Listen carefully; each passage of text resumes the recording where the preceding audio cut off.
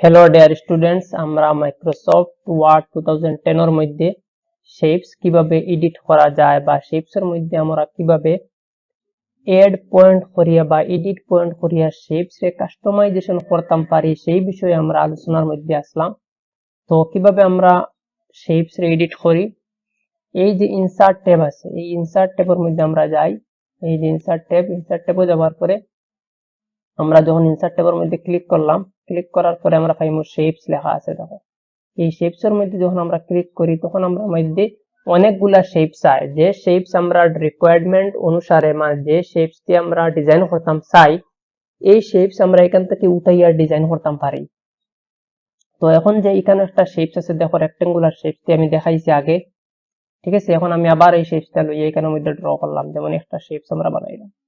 আমরা জানি Microsoft office বা মাইক্রোসফট ওয়ার্ড 2010 এর মধ্যে বাই ডিফল্ট ভাবে অটো ফিল মানে অটোমেটিক কালার ফিল থাকে এইরকম শেপের মধ্যে, ঠিক আছে। তো এই শেপস আমরা বানাইলাম। এখন এটারে আমরা রাইট ক্লিক করলে কি পাই? এডিট পয়েন্ট পাই। এই এডিট পয়েন্টে যখন আমরা ক্লিক করি, করার পরে এই যে আমরা মধ্যে একটা পয়েন্ট আছে, এই পয়েন্টটারে আমরা এখান থেকে কি করতে পারি? এডিট করতে পারি। এই দেখো এই পয়েন্টটারে আমরা কি করতে পারি? এডিট করতে পারি, ঠিক আছে। এই দেখো এই পয়েন্টটারে আমরা কি করতে পারি? এডিট করতে পারি, ঠিক আছে। বা এখান থেকে আঁকা বাঁকা করতাম পারি, বা এখান থেকে কিটা করতে পারি? এই পয়েন্ট আবার ধরি আমরা ওই রকম এডিট পয়েন্টটাকে আমরা এডিট করিয়া ডিজাইন বানাইতাম পারি। এইরকম করতাম পারি, এইরকম করতাম পারি, ঠিক আছে। এইরকম আমরা ডিজাইন বানাইতাম পারি, বুঝলাম এটা আমরা, ঠিক আছে। এখন আমরা এটার মধ্যে একটা পয়েন্ট কেমনে এড করতাম, এখানের মধ্যে আমি যে একটা পয়েন্ট এড করি ও সাইডটা খাটি ফেলাই দিলাম, তখন আমি কিভাবে করবো? দেখো মাউস রাইট ক্লিক করিয়া আমরা কি করবো? এখানের মধ্যে রাইট ক্লিক করার পরে পাইম আমরা এডিট পয়েন্ট আছে যে আমরা পাইছি, এডিট পয়েন্ট করবো। করার পরে আমরা আবার রাইট ক্লিক করিয়া এডিট পয়েন্ট ক্লিক করলাম, করিয়া আমরা এই পয়েন্টের মধ্যে একটা ক্লিক করলাম, ক্লিক করিয়া মাউস রাইট ক্লিক করবো। করার পরে পাইমু এড পয়েন্ট, মানে আমি চাই এখানে একটা পয়েন্টের কিটা করতাম? এড করতাম, ঠিক আছে। আমি এই পয়েন্টের কি করলাম? এড করে দিলাম। এই তো এখানে একটা পয়েন্ট আইছে, আমি চাইলাম ওই জায়গার মধ্যে আর একটা পয়েন্ট এড করতাম, ক্লিক করলাম, রাইট ক্লিক করিয়া করলাম এড পয়েন্ট। দেখো পালা করি, লাইনের মধ্যে যে জায়গাতে আমি পয়েন্টের এড করতাম এখানে আমি কিটা করবো? ক্লিক করিয়া রাইট ক্লিক করবো, করি এড পয়েন্ট করবো। এখন দেখো আমার হ্যান্ডেল বার এখানেও কাজ করা যায়, এখানেও তারে নিতাম পারি, ওইভাবে আমরা ডিজাইন নিতে পারি বা এইভাবে নিতাম পারি। আর এই দেখো নিছি, বা আমরা এই পয়েন্ট আর একটা পয়েন্টের হ্যান্ডেল আছে আমরা জানি, এখানে ধরিয়ে তারে আমরা অ্যাডজাস্ট করতাম পারি। ও দেখো ও অ্যাডজাস্ট করে আরো টানিয়ে নিয়ে নিছি, দেখো, ঠিক আছে। এখানে আমি আরো একটু টানিয়ে তারে কিটা করতাম পারি? ড্র্যাগিং করতাম পারি, এইভাবে আমি তারে করতাম পারি, এইরকম করে দিলাম, ঠিক আছে। এখানে আমি একটা পয়েন্ট পাই, আর এই পয়েন্ট আমি একটু মিলাইয়া ওদিকে দিতাম পারি, ওইদিকে একটু মিলাইয়া দিতাম পারি, এইরকম ভাবে দিতাম পারি। এই পয়েন্ট আমরা ক্লিক করে এইদিকে নিতাম পারি, এই দেখো এইভাবে দিতাম পারি। এইভাবে আমরা কিটা করতে পারবো? কাস্টমাইজেশন করিয়া একটা পয়েন্টের জায়গাতে আমরা আর একটা পয়েন্ট এড করি আমরা ডিজাইন বানাইতাম পারি। যেমন এখানের মধ্যে আমরা ক্লিক করলে কি করি? রাইট ক্লিক, এডিট পয়েন্ট, এই পয়েন্ট আমরা ক্লিক করলাম, করিয়া এখান থেকে আমি চাইলাম এটার একটা ওরকম উঠাইতাম, ওই রকম উঠাই দিলাম, ওই রকম উঠাই দিলাম, ঠিক আছে। বা আমি এখান থেকে চাইলাম এই পয়েন্টারে এইরকম নিয়ে বানাইতাম, গোল করে দিতাম, গোল করে দিলাম। এই পয়েন্টটা আমি ক্লিক করলাম, করি আমি চাইলাম এই পয়েন্টটারে আমরা ওই রকম গোল দিলাম, ঠিক আছে। গোল দিয়া আমি আর একটা ডিজাইনে তারে পরিণত করে দিলাম, আমরা ছোট করে পয়েন্টারে আনতাম পারি, ঠিক আছে। এই পয়েন্টারে আমরা কি করতে পারি? একটু ওদিকে নিতাম পারি, যার যার অনুসারে তারে ডিজাইন করতে আমরা পারি। এখন আমরা কালার ফিল করতাম, যেমন আমি চাইলাম এটার মধ্যে কি করতাম? এখানে সেই ফিলের মধ্যে গেলাম, যাওয়ার পরে আমি এখানে চাইলাম গ্রেডিয়েন্ট কালার দিতাম বা টেক্সচার কালার দিয়ে দিতাম।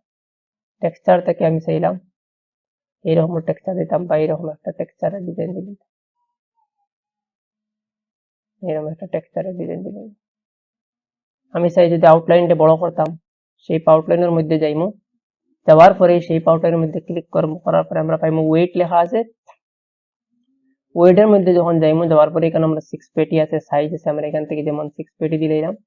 দেওয়ার পরে আমি 6 পেটিরে আমরা আবার এফেক্ট ডালিমু, শেপস আউটলাইনে যাইমু, যাওয়ার পরে আবার ওয়েটে যাইমু, যাওয়ার পরে মাউন্ট লাইনসের মধ্যে যাইমু, যাওয়ার পরে আমরা মাউন্ট লাইনসও থাকি অপশন বাইর করবো, এখানে অপশন আনলাম, আইনে এই যে স্টাইল আছে আমরা এটা আছে এইরকম স্টাইল দিলাম, আমরা এটা ড্যাশ স্টাইল লাগাইতাম, ঠিক আছে, এটার মধ্যে আমরা ড্যাশ স্টাইল লাগাই দিলাম বা ডট ডট স্টাইল লাগাই দিলাম, এই ডিজাইনটা আমরা মধ্যে আই গেল।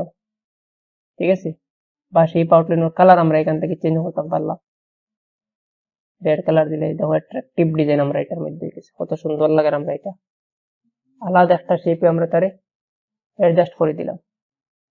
ঠিক আছে, এইরকম ভাবে আমরা শেপস রে এডিট করিয়া পয়েন্ট অ্যাড করতাম পারি। ঠিক আছে, এখন আমরা বুঝলাম পয়েন্ট কিভাবে আমরা অ্যাড করতাম,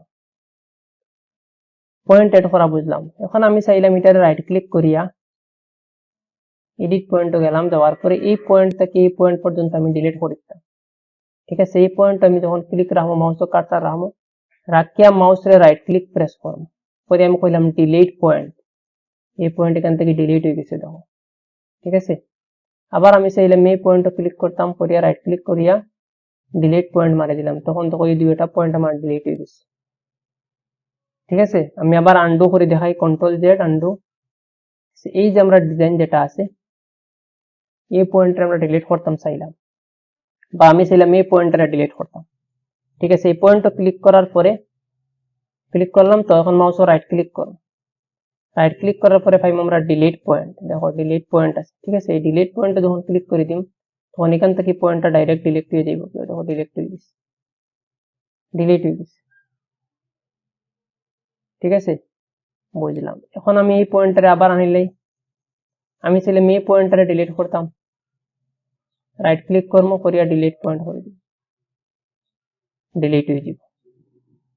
ঠিক আছে, আবার কন্ট্রোল জেড করে আন্ডু করলাম, রাইট ক্লিক করলাম, করার পরে ঠিক আছে আমরা করলাম স্ট্রেট পয়েন্ট, এই পয়েন্টটারে আমরা স্ট্রেট করে দিলাম, মানে ওটার থেকে ওটার আমরা সোজা করে দিলাম।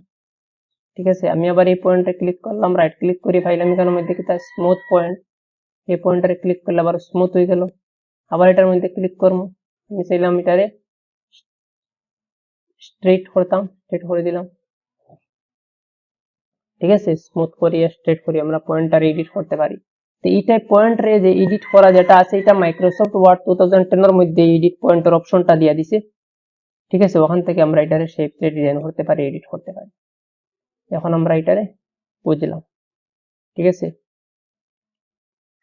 এখন আমরা এটারে কপি করতাম, যেমন ও ডিজাইন আছে ওটারে আমরা একটু অ্যাডজাস্ট করি, আমরা আর একটু ডিজাইন বানাইতাম, যেমন 3D এর মতো হইতো, আমরা এটা দেখতে 3D হইতো, তখন আমরা কিবোর্ড থেকে কন্ট্রোল ডি প্রেস করব, কন্ট্রোল প্রেস করা রাখবো হাতে, রাখিয়া ডি এর মধ্যে প্রেস করব, এই দেখো এরকম ভাবে আমরা ডিজাইনটা 3D শ্যাডোর মতো বানিয়ে আইছি। দেখো লুকসটা দেখো তার কিরকম লুকসটা হইছে। ঠিক আছে, এই পেজটারে আমি একটু জুম আউট করি, মাইনাস করিয়ে জুম আউট করিলে তখন থেকে আমরা এই ডিজাইনটা কিরকম ভাবে বাড়ে, এইরকম ভাবে আমরা ডিজাইনটা বাড়তে থাকবো। দেখো একটা বুকসের মতো ডিজাইন হয়ে গেছে।